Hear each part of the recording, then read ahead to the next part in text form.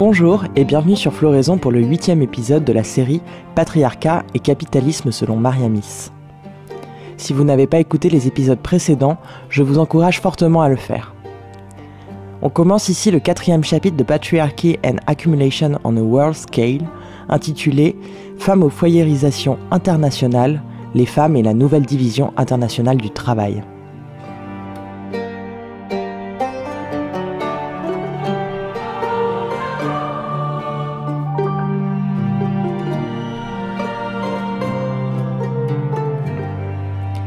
Dans les chapitres précédents, Mariamis a démontré comment la division internationale du travail et la division sexuelle du travail ont instauré le capitalisme mondial et son développement, entraînant le progrès, évidemment relatif, d'un hémisphère et la régression de l'autre. Dans ce nouveau chapitre, elle cherche à comprendre la place des femmes dans ce qu'elle appelle la nouvelle division internationale du travail, qui se distingue donc de l'ancienne. L'ancienne division internationale du travail est basée sur la relation verticale entre les pouvoirs coloniaux et leurs colonies, qui prend forme au début de la colonisation et qui se prolonge jusqu'aux années 1970. Dans cette ancienne division internationale du travail, la matière première que l'Occident importe est bon marché, comme la main-d'œuvre qui la produit. Les biens manufacturés sont produits par une main-d'œuvre onéreuse en Occident. Cette main-d'œuvre est aussi consommatrice de ces biens qu'elle peut souffrir. Dans les colonies, le pouvoir d'achat est faible, en raison des salaires bas ou inexistants. Mais la distribution massive de certains produits manufacturés, comme le textile, détruit quand même des pans entiers des artisanats et industries locaux. Les conséquences de cette ancienne division internationale du travail sont l'augmentation de la richesse et de la croissance dans les pays industrialisés. Dans ces pays, les travailleurs consommateurs demandent des salaires plus élevés et participent à l'exploitation des travailleurs des colonies. Pour ces derniers, les conséquences sont l'appauvrissement et le sous-développement.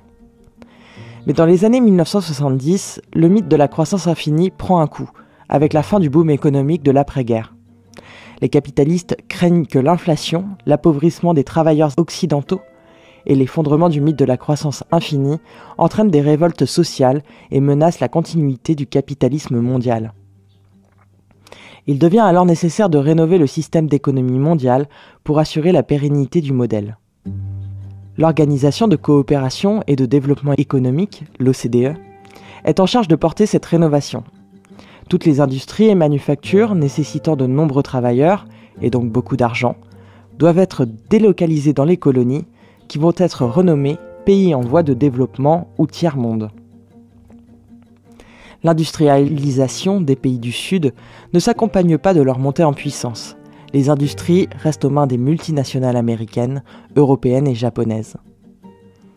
L'agriculture est aussi transformée au nom de la modernisation, avec l'introduction des moyens technologiques pour produire en excès et exporter vers les pays riches. La révolution technologique et informatique est entièrement basée sur cette relocalisation et surtout sur la super-exploitation des femmes asiatiques, qui ont constitué jusqu'à 80% de la force de travail dans les usines de composants électroniques. Les principales conséquences de cette nouvelle division internationale du travail sont la hausse du chômage des travailleurs dans les pays industrialisés, qui va davantage toucher les femmes que les hommes, les pays du Sud global, qui deviennent de plus en plus des zones de production de biens de consommation pour les pays riches, qui eux-mêmes deviennent des zones presque uniquement de consommation. Dans les pays du Sud global, le temps de travail, les matières premières, les compétences et les développements techniques sont orientés vers la production et l'exportation pour les pays riches, et non vers les besoins de leur population. Les marchés des pays du Nord global étant de plus en plus saturés par les biens de consommation, les travailleurs du tiers-monde produisent soit des articles de luxe pour les pays riches, soit des composants pour l'équipement militaire ou les hautes technologies. Les articles, qui étaient autrefois des produits de luxe absolu, réservés à une petite élite, peuvent désormais être achetés toute l'année à bas prix par les personnes ordinaires.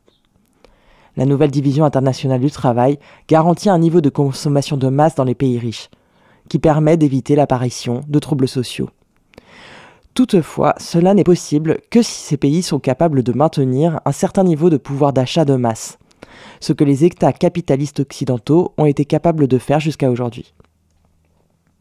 À ces conséquences, on ajoute la fermeture des frontières pour les consommateurs non désirables du Sud, puisque pour produire correctement, ils et elles doivent rester attachés à leurs industries.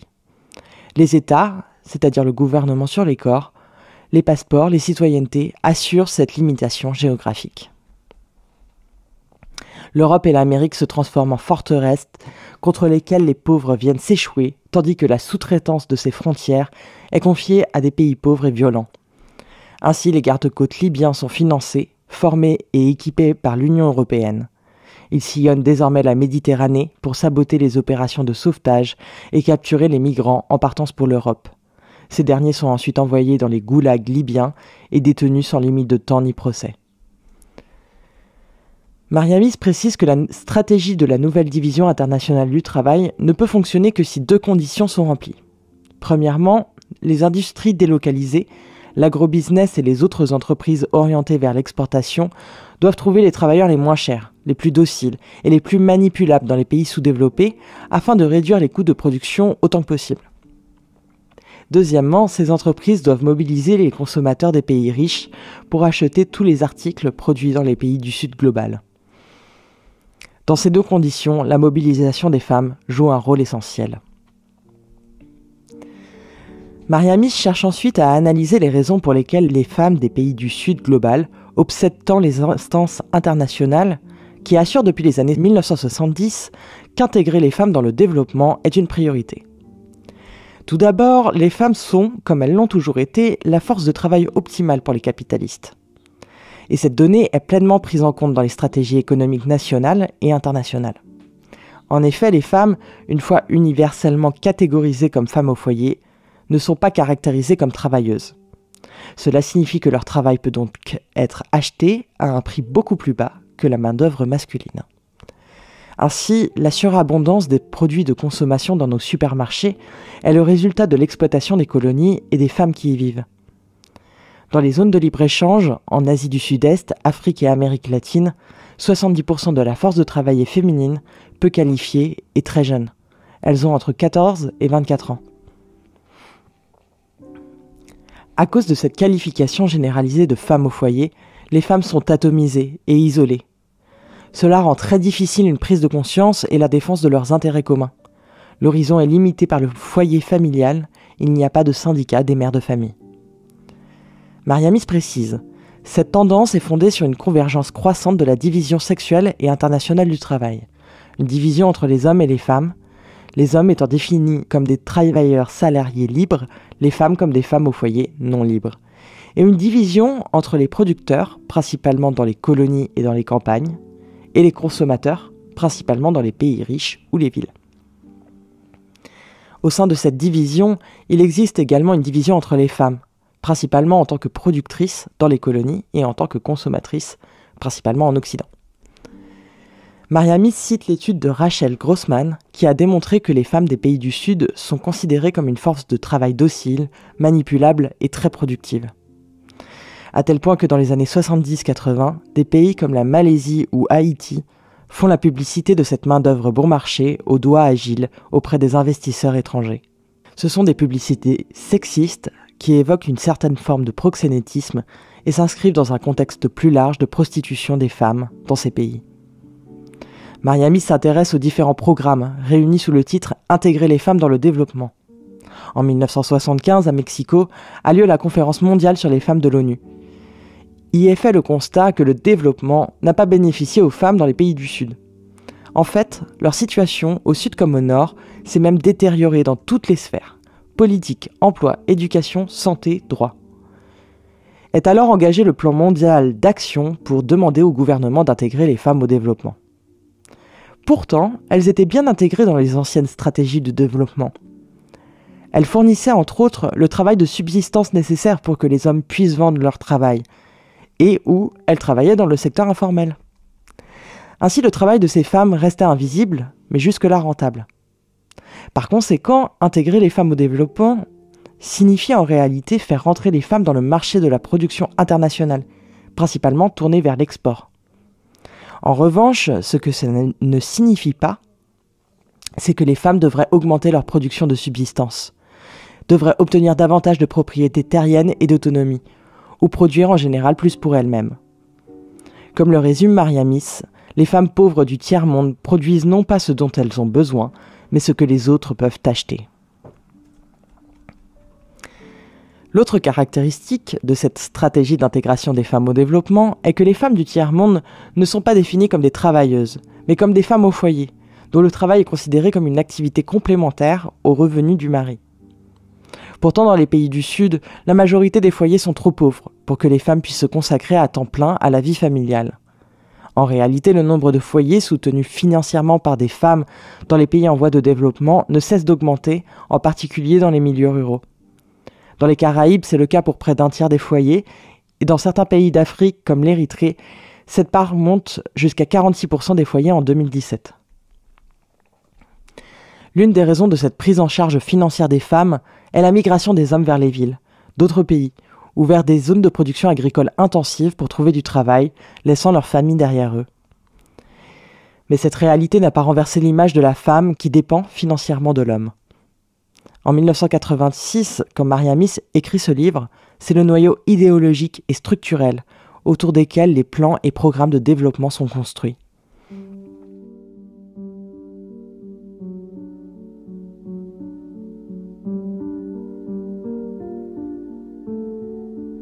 Les femmes pauvres du tiers-monde ont peu de chances de devenir un jour de vraies femmes au foyer entretenues par leur mari. Mais l'offensive idéologique portée par les médias qui vise à universaliser l'idée qu'il s'agit d'un statut de progrès et de modernité pour les femmes ne faiblit pas. Aujourd'hui, cette idéologie a pris un autre visage. Les femmes sont encouragées à se réaliser professionnellement et à être autonomes financièrement, même lorsqu'elles sont en couple. Une injonction utile pour le capitalisme, puisqu'elle permet d'embaucher des femmes moins chères que les hommes pour des postes de plus en plus qualifiés, tout en augmentant leur pouvoir de consommation, qu'elles destineront principalement aux soins du foyer ou à la performance esthétique. La femme au foyerisation se perpétue même quand elle se transforme.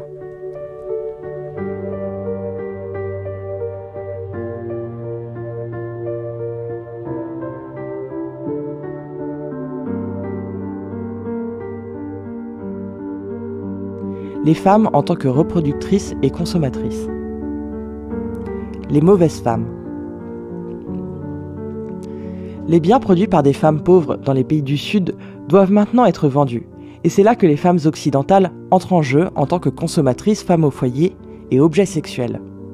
Celles-ci ont été les premières à avoir été licenciées lors des délocalisations des industries, et pour un grand nombre, la paye du mari s'est avérée suffisante pour qu'elles restent s'occuper du foyer.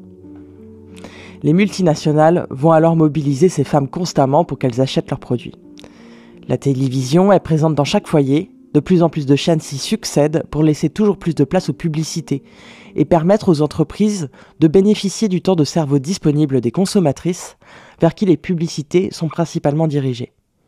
Les femmes y sont constamment objectifiées, déclinées dans les rôles allant de la femme au foyer au sexe symbole. La nouvelle division internationale du travail divise ainsi les femmes entre productrices et consommatrices au niveau international et au niveau de la classe sociale. Les capitalistes justifient cette stratégie en arguant qu'elle satisfait tout le monde. Les femmes du tiers-monde ont des emplois et les femmes occidentales bénéficient de biens de consommation à bas prix. Mais Mariamis porte un autre regard. L'asservissement et l'exploitation d'un groupe de femmes est le fondement d'un type qualitativement différent d'asservissement d'un autre groupe de femmes. L'un est la condition et la conséquence de l'autre. Cette division a une autre conséquence. D'une part, les femmes occidentales sont exclues du secteur formel et incitées à se consacrer à la famille et à leur travail reproductif, de soins et de consommation.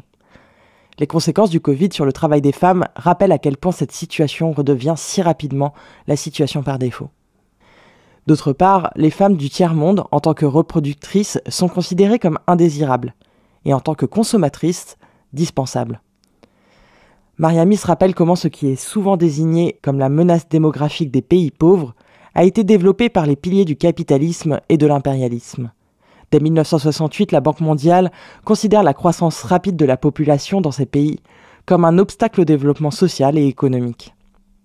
Régulièrement, l'explosion de la population est présentée comme le problème numéro 1 des pays en voie de développement par les instances internationales, qui rejettent la faute sur les plus pauvres. Leur priorité est donc le déploiement de plannings familiaux, leur cible, le corps des femmes. En 1975, la Banque mondiale conditionne ses prêts auprès des gouvernements à la mise en place d'actions sociales et économiques pour réduire la fertilité des femmes et élever le statut des femmes socialement, économiquement et politiquement. En pratique, cette élévation du statut des femmes revient à les éduquer pour augmenter leur productivité et accepter les mesures de contraception. Mariamis précise: comme aucun des programmes visant à intégrer les femmes dans le développement ne s'intéresse à l'augmentation du pouvoir de consommation des pauvres, mais seulement à l'augmentation de la production commercialisable, la réduction du nombre de consommateurs pauvres devient l'autre côté nécessaire de cette stratégie. La rhétorique sur l'intégration des femmes du tiers-monde dans le développement peut se résumer ainsi. Tandis que le travail de ces femmes est invisibilisé et dévalorisé, leur comportement en tant que reproductrices de consommateurs indésirables fait l'objet de l'attention du monde entier. Mais quand les femmes du tiers-monde sont à leur tour poussées hors des sphères de production du marché, cela ne signifie pas qu'elles ne sont plus utilisées pour l'accumulation du capital. Elles deviennent auto-entrepreneurs ou femmes au foyer dans le secteur informel, rendant plus facile leur surexploitation. Des marchandes ambulantes et travailleuses domestiques aux agricultrices de subsistance et aux travailleuses agricoles saisonnières, les femmes représentent une part disproportionnée des travailleurs du secteur non structuré. En Asie du Sud, plus de 80% des femmes ne travaillant pas dans le secteur agricole occupent des emplois informels. En Afrique subsaharienne, elles sont 74%, en Amérique latine et dans les Caraïbes, 54%. Mariamis écrit: si au cours de ce processus de surexploitation, elles-mêmes et leurs enfants sont détruits, il n'y a pas de grand regret, car en tant que reproductrices et consommatrices, ces femmes sont considérées comme une menace pour le système mondial. En ce qui concerne la stratégie consistant à utiliser leurs capacités sous-utilisées de manière productive, il se peut que l'on n'ait plus besoin d'autant de femmes qu'il y en a, d'autant plus que la haute technologie rend de plus en plus le travail humain superflu. Cette vision du monde encourage le génocide, l'effacement démographique des femmes. Les femmes du Bangladesh et d'Inde ont ainsi été largement utilisées comme cobayes pour les tests de dangereux contraceptifs, souvent sans qu'elles en connaissent la nature expérimentale. Certains contraceptifs, interdits dans les pays occidentaux, comme le cancérigène Depo-Provera, ont été largement distribués dans les pays du tiers-monde. Et dans les années 70 et 80, la sélection sexuelle pratiquée culturellement dans certains pays, comme la Chine ou l'Inde, est encouragée par des biologistes occidentaux renommés comme John Postgate, qui y voient un moyen de contrôle démographique. Quand Mariamis écrit ce livre, c'est seulement les débuts des avortements sélectifs, devenus possibles avec le déploiement des échographies. Mais en 2017, il est estimé que sur 30 ans, 150 millions de femmes manquent en Asie suite à ces avortements sélectifs, aux infanticides et à la politique de l'enfant unique en Chine. Par conséquent, les femmes sont davantage contraintes à des mariages forcés, achetés via des entremetteurs, enlevées ou contraintes de servir d'épouse à plusieurs hommes d'une même famille.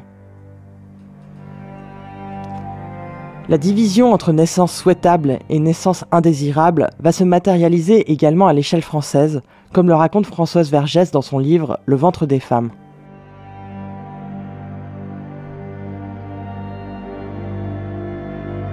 En juin 1970, le scandale éclate. Sur l'île de la Réunion, des docteurs avortent et ou stérilisent des femmes sans leur consentement, alors même que l'avortement est encore illégal en France et fortement réprimé dans l'Hexagone. Malgré les intimidations, 36 femmes portent plainte contre le personnel de la clinique de Saint-Benoît et de la sécurité sociale. Les docteurs se défendent en avançant que l'État les a officieusement encouragés à pratiquer des politiques antinatalistes dans les Outre-mer. Il faut revenir rapidement sur l'histoire de la Réunion et de son peuplement pour comprendre comment une telle idée se propage. En 1665, la Réunion est inhabitée, quand les premiers colons blancs s'y installent. Sa colonisation est basée sur l'immigration, majoritairement forcée des esclaves, et est principalement masculine. Jusqu'en 1946, les femmes sont largement minoritaires sur l'île et subissent un patriarcat extrêmement violent. La population s'accroît progressivement. Entre 1837 et 1941, elle double. Elle passe de 110 000 à 220 000 personnes. Pour indicateur, en 2022, elle atteint presque les 900 000 personnes. À partir de 1946, l'accroissement de la population est désormais lié aux naissances, et non plus à l'immigration, et l'excédent d'hommes commence à être absorbé. La même année a lieu la départementalisation de la Réunion, le nom français donné au développement des anciennes colonies. La droite française craint le coût de l'intégration de ces populations dans le système social français. Michel Debré, ancien ministre des Affaires étrangères dans le gouvernement du général de Gaulle, devient député de la première circonscription de l'île de la Réunion en 1963. Cet homme, partisan de l'Algérie française, fermement opposé à la contraception et à l'avortement, devient le principal promoteur du contrôle démographique à la Réunion. La supposée surpopulation de l'île est pointée comme le problème numéro 1 à travers la sphère médiatique. Le discours est clair. La surpopulation est un obstacle au progrès. Message qu'on peut traduire ainsi. Les femmes noires font trop d'enfants et sont la cause du sous-développement et de la misère sur l'île. Ce discours s'inscrit dans la continuité de l'idéologie promue par le FMI et la Banque mondiale à cette époque, et que Françoise Vergès résume ainsi. La démographie dans le tiers-monde est à la fois obstacle à son développement et une menace pour la sécurité mondiale.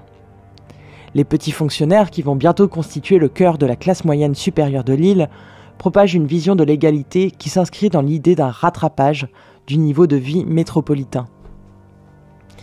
Cette nouvelle petite bourgeoisie soutient le programme antinataliste et contribue à l'acceptation sociale de la politique du contrôle des naissances dans les classes populaires.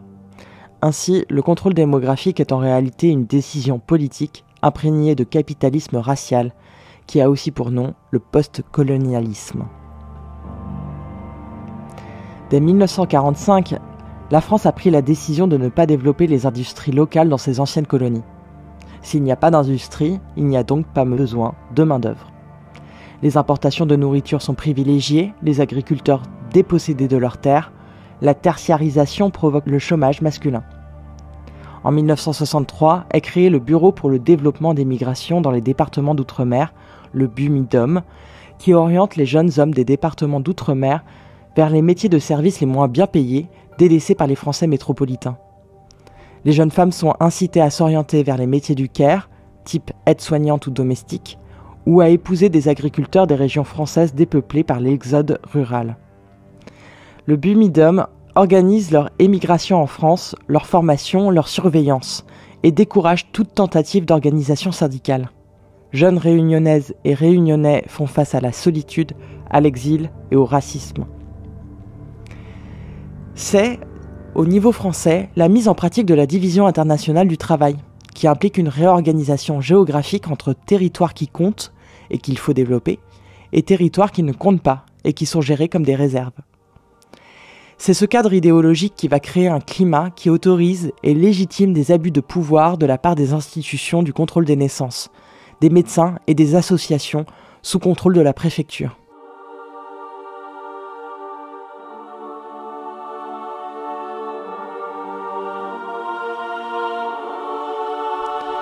Entre 1960 et 1970, les médecins réunionnais avortent et stérilisent des femmes réunionnaises sans leur consentement. Le plus souvent, celles-ci se rendent à la clinique pour une simple appendicite ou un contrôle de grossesse. Les avortements sont effectués sur des fœtus âgés de 3 à 7 mois. Le nombre de victimes est inconnu, mais le quotidien Témoignage dénombre seulement en 1969 1018 interventions gynécologiques, dont 844 avortements, dont la pratique n'a toujours pas été légalisée, dans la clinique de Saint-Benoît.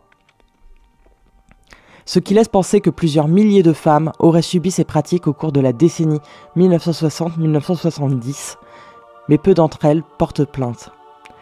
Dans la société réunionnaise très patriarcale de cette époque, la maternité est extrêmement valorisée.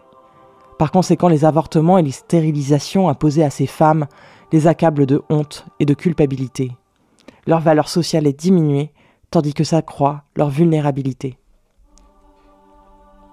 Quant au personnel médical, seuls les infirmiers racisés réunionnais et le docteur Ladjage, d'origine marocaine, sont condamnés au cours du premier procès. Ladjage y affirme avoir reçu le feu vert de la sécurité sociale et du président du Conseil général de la Réunion pour pratiquer ces avortements et stérilisations. un soutien des autorités indispensable pour réaliser autant d'interventions illégales. L'orchestrateur de cette politique misogyne et raciste est David Moreau, gérant de la clinique de Saint-Benoît, maire de la ville et vice-président du Conseil général. Soutenu par Michel Debré, il sera jugé au civil, mais ne fera l'objet d'aucune peine. Les plaignantes, elles, seront déboutées. Le contrôle des corps des femmes réunionnaises n'est pas seulement politique, c'est aussi un système rentable. Le planning familial oriente les femmes vers la clinique, qui refacture plusieurs fois les actes à la sécurité sociale. La fraude est massive et quelques hommes comme le docteur Moreau s'enrichissent sur ces pratiques. L'autre axe de la politique du contrôle démographique à La Réunion est le programme de déportation d'enfants, désormais connu sous le nom des enfants de la Creuse. Entre 1962 et 1983, plus de 2000 enfants entre 2 et 12 ans, placés à la DAS, quittent La Réunion, parfois sans l'accord de leurs parents. Michel Debré organise leur émigration vers les départements français dépeuplés à cause de l'exode rural. La plupart d'entre eux vont subir le racisme, le travail forcé, les violences physiques et ou sexuelles, les fugues, la dépression et pour certains le suicide. En février 2014, les députés françaises reconnaissent la responsabilité morale de l'État envers ses pupilles. Mais la commission nationale mandatée sur ce problème exclut la possibilité de réparation financière pour les victimes de cette déportation. L'histoire de l'île de la Réunion, et en particulier l'histoire du traitement imposé aux femmes et aux enfants, ne peut que se comprendre dans le cadre de la relation d'exploitation et de dépendance dans laquelle la France l'a placée, du début de sa colonisation à la tutelle actuelle qu'est la départementalisation.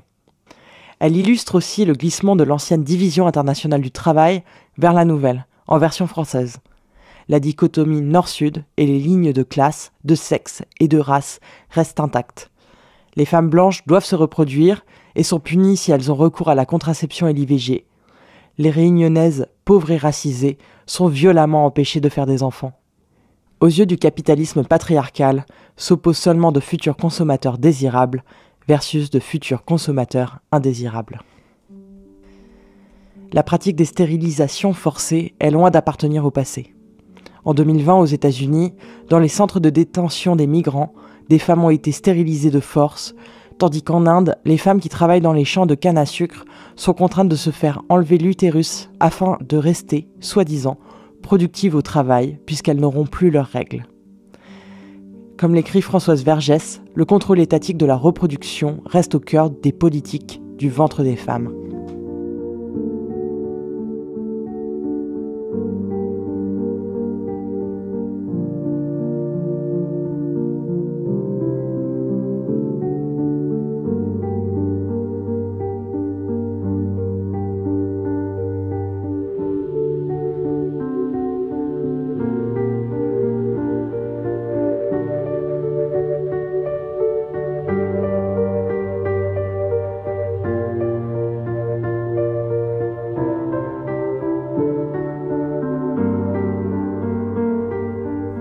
Les bonnes femmes.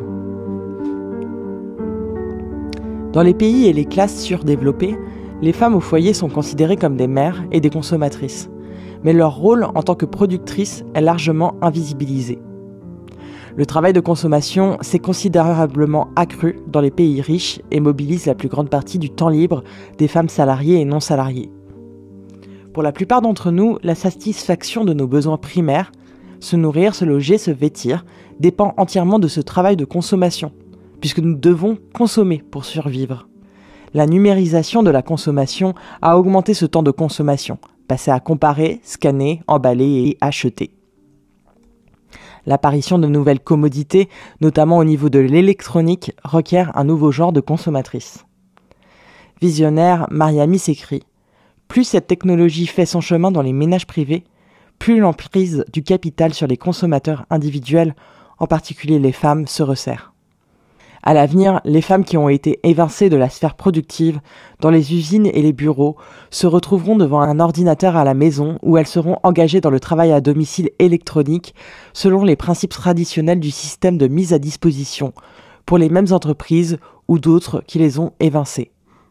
Ainsi, de plus en plus de travail salarié libre est transformé en travail ménager non libre, et le consommateur libre est de plus en plus contraint de s'intégrer dans une structure coercitive qui l'oblige non seulement à acheter les marchandises, mais aussi à faire davantage de travail de consommation qu'avant, si elle ou lui veut survivre. Cette nouvelle stratégie d'invisibilisation du travail des femmes se nomme flexibilisation du travail.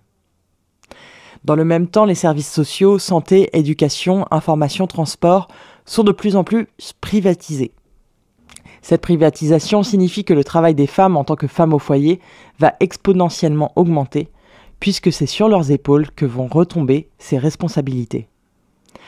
Les deux catégories de femmes, Nord et Sud, sont sujettes à un matraquage idéologique massif qui inculque ce qui est bon, moderne, désirable chez une femme.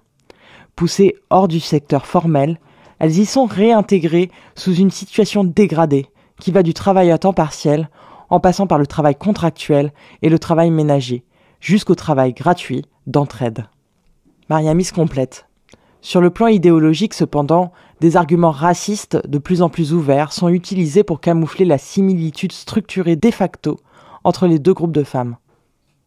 Alors que les femmes au foyer consommatrices occidentales sont encouragées à consommer davantage et reproduire les blancs, les femmes au foyer productrices des colonies sont encouragées à produire davantage et à cesser d'engendrer des noirs.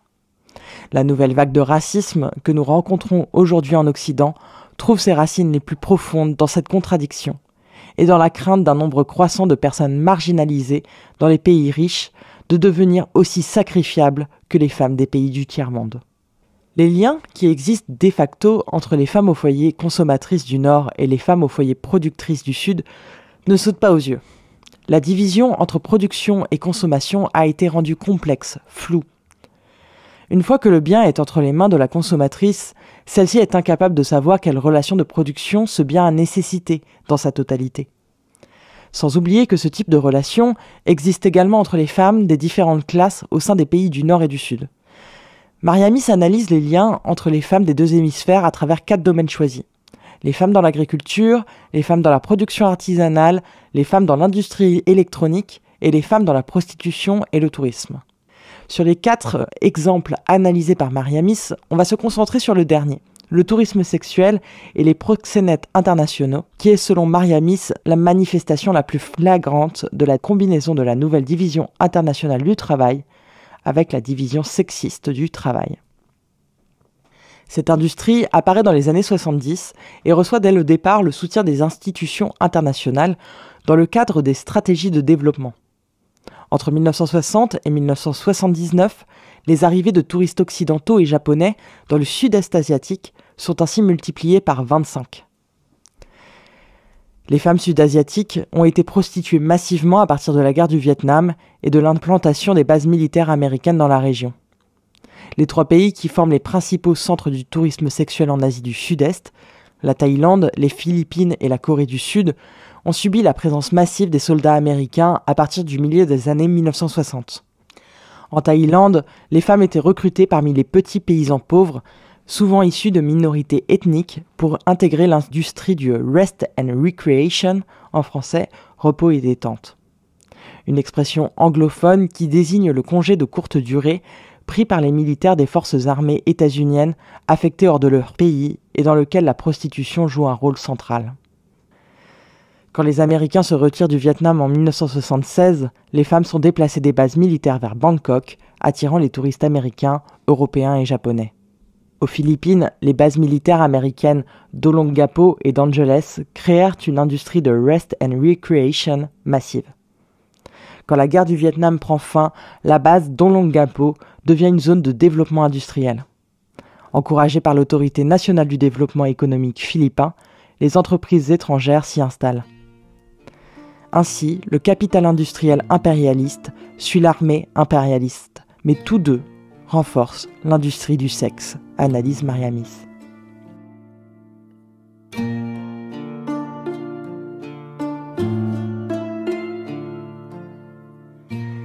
Les médias, les films et les émissions de télévision populaires aux États-Unis, comme Very Bad Trip 2, sorti en 2011, entretiennent les images de la Thaïlande en tant que destination sexuelle. Ce film a inspiré des circuits destinés spécifiquement aux enterrements de vie de garçons, avec des arrêts dans les quartiers chauds mis en avant dans le film. En Thaïlande, pays où la prostitution est en théorie illégale, on compterait à minima 300 000 prostituées, dont 40% seraient des mineurs. Un rapport de World Outreach International estime que pas moins de 70% des touristes masculins qui se rendent en Thaïlande y viennent spécifiquement pour exploiter sexuellement en majorité des femmes et des enfants. Selon le rapport, le pays accueille en moyenne 10 millions de touristes par an, dont 60% sont des hommes, ce qui signifie que 4,2 millions d'hommes arrivent en Thaïlande chaque année dans le cadre du tourisme d'exploitation sexuelle.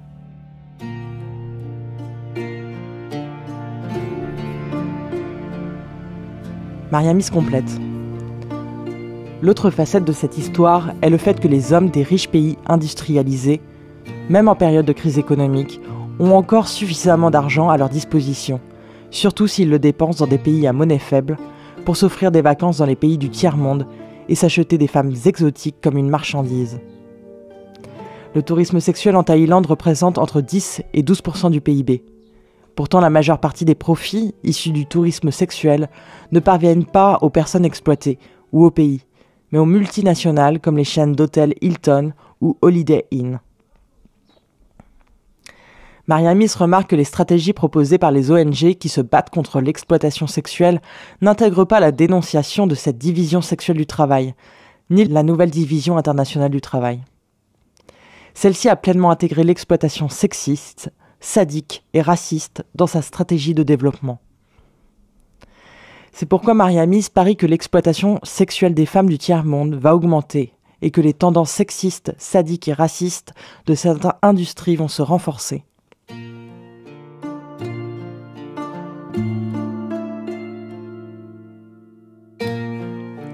Pour l'autrice, s'indigner uniquement moralement du traitement infligé par les hommes occidentaux et japonais aux femmes du tiers-monde, sans s'attaquer au modèle capitaliste national et international, revient à adhérer à l'idée que ces femmes fournissent une soupape au désir incontrôlable et dangereux des hommes.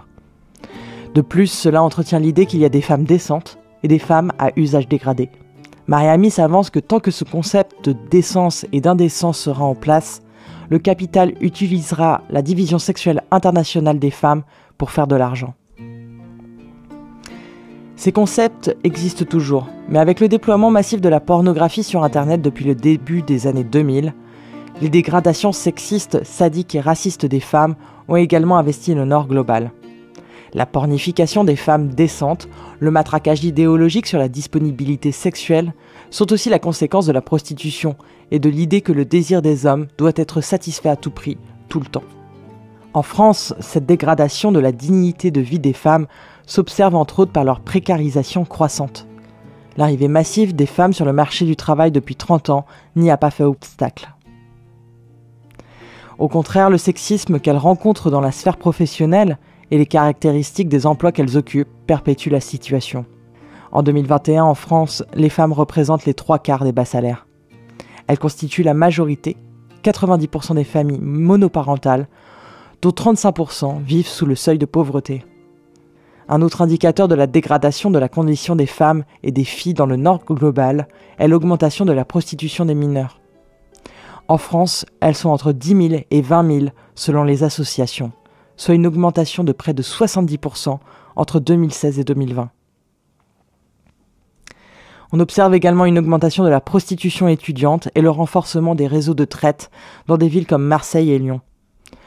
De temps en temps, à l'issue de longs processus judiciaires, des individus sont condamnés, mais les réseaux restent solidement en place, comme ça a été le cas en fin d'année 2022. Le chef du réseau français de la mafia Supreme High Confraternity, organisation criminelle nigériane originaire de la ville d'Ibadan et désormais implantée en Europe, a été condamné à 10 ans de prison. La peine maximale encourue pour traite d'êtres humains et proxénétisme aggravé. Mariamy conclut ainsi ce chapitre. Contrairement aux hommes, les femmes, qu'elles soient blanches ou noires, doivent de plus en plus payer ouvertement de leur dignité humaine et de leur vie l'honneur d'être soit une prostituée, soit une femme au foyer. Ainsi, je pense que les femmes des pays riches n'ont aucun intérêt objectif au maintien de ce système intégré d'exploitation appelé le Nouvel Ordre International, dans lequel les femmes pauvres du tiers-monde, paysannes pauvres et femmes urbaines marginalisées constituent la base. Ce sont ces femmes qui sont l'image de l'avenir, également pour les femmes des pays industrialisés. Cet avenir a déjà commencé pour de nombreuses femmes aux États-Unis et en Europe, qui sont intégrées dans le développement de la même manière et par les mêmes méthodes que celles appliquées à leurs sœurs du tiers-monde, à savoir travailler invisiblement dans le nouveau secteur informel et se prostituer de diverses manières pour gagner leur vie.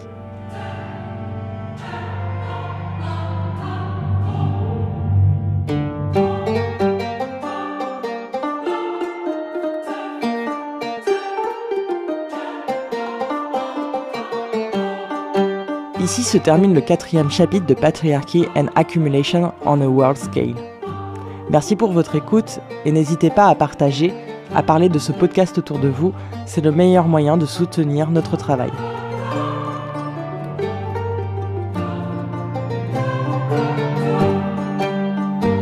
On se retrouve pour le prochain épisode, pour le 5e chapitre intitulé « La violence à l'égard des femmes et accumulation primitive continue du capital ». À très vite sur Floraison.